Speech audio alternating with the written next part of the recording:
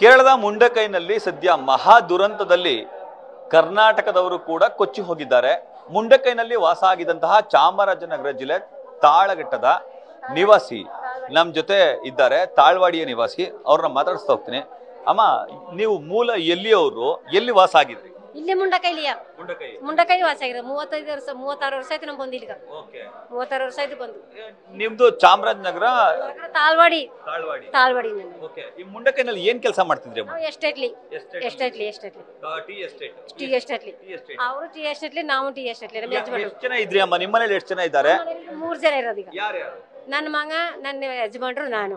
ಈಗ 3 ಜನ ಚೆನ್ನಾಗಿದ್ದೀರಾ? ಮನೆ ಕೊಚ್ಚಿ ಹೋಗಿದೆ, ಎಲ್ಲ ಹೋಯ್ತು. ಲೈನ್ ಬಂದು ಮನ ಬಿಟ್ಬಿಟ್ಟು ಲೈನು ಹೊಂಟಾಯ್ತು.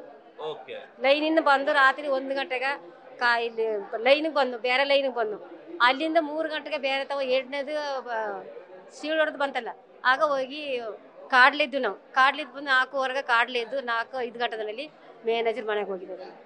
ಮ್ಯಾನೇಜರ್ ಮನೇಲಿ ಹೋಗಿ ಇದ್ದನ್ನೆಲ್ಲ ಅಲ್ಲೆಲ್ಲ ಎಲ್ಲನೂ ಕೊಟ್ಟಿದ್ರು ನಮ್ಗೆ ಇಲ್ಲ ಅಂತ ಹೇಳಿ. ಎಲ್ಲನೂ ಕೊಟ್ಟು ಊಟದಲ್ಲಿ ಮಾಡ್ಕೊಂಡು ನೆನ್ನ ಸಾಯಂಕಾಲ ಇಲ್ಲಿ ತಕೊಂಡು ಸೇರಿಸಿರೋದು. ನಿಮ್ ಜೊತೆ ಇನ್ನೊಬ್ರು ಇದ್ರು ಕುಟುಂಬದವರು ಅಂದ್ರೆ ಯಾರದು? ಅವ್ರ ನಮ್ಮ ಹೊರಗಿತಿ ನಮ್ಮ ಯಜಮಾನ್ರ ಅಣ್ಣ ಇಡ್ತಿ. ಅವ್ರು ಬೇರೆ ಕಡೆ, ನಾವು ಬೇರೆ ಕಡೆ ಇದ್ದ. ಅವ್ರು ಎಲ್ಲಿದ್ದಾರೆ ಈಗ? ಅವ್ರು ತೀರೋಗ್ಬಿಟ್ರು ಈಗ. ಒಬ್ಬರೇ ಸಿಕ್ಕಿರೋದು, ಒಂದು ಬಾಡಿ ಸಿಕ್ಕಿರೋದು, ಇನ್ನಿಬ್ರು ಸಿಕ್ಕು. ಎಷ್ಟು ಜನ ಇದ್ರು ಅವರು? ಅವ್ರು 3 ಜನ. ಅವ್ರ ಹೆಸರೇನು? ಪುಡ್ಸುದಿ, ಆಮೇಲೆ ರಂಗಸ್ವಾಮಿ, ಮನು.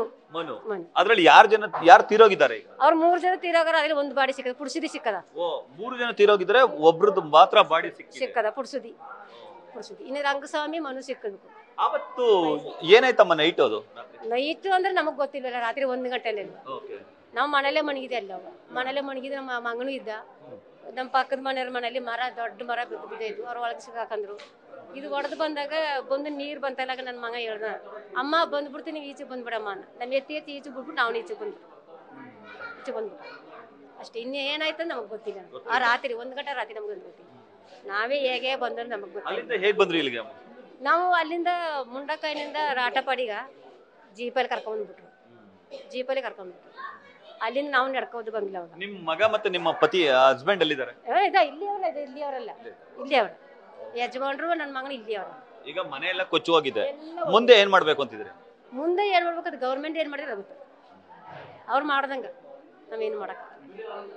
ನಮ್ಮನ್ನ ಎಲ್ಲಿರ್ಬೇಕು ಅನ್ನೋ ನಮಗೆ ತಳ ಇಲ್ಲ. ಯಾವ ರೀತಿ ನಿಂತಿರೋ ನಮಗೊಂದು ಅರ್ಥ ಆಯ್ತಲ್ಲ. ಈಗ ನಡ್ಕರಲ್ಲಿ ನಿಂತೀವಿ, ಎಲ್ಲ ಇರೋದು ಅವ್ರಿಗೆ.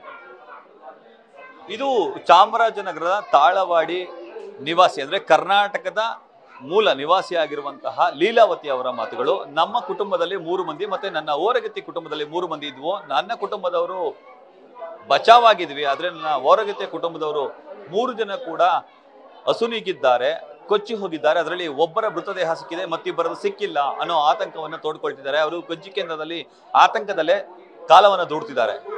ಮೆಪ್ಪಾಡಿಯಿಂದ ಕ್ಯಾಮರಾ ಪರ್ಸನ್ ವಿನಯ್ ಜೊತೆ ರವಿ ಪಾಂಡವಪುರ, ನ್ಯೂಸ್ ಫಸ್ಟ್ ಮೈಸೂರು.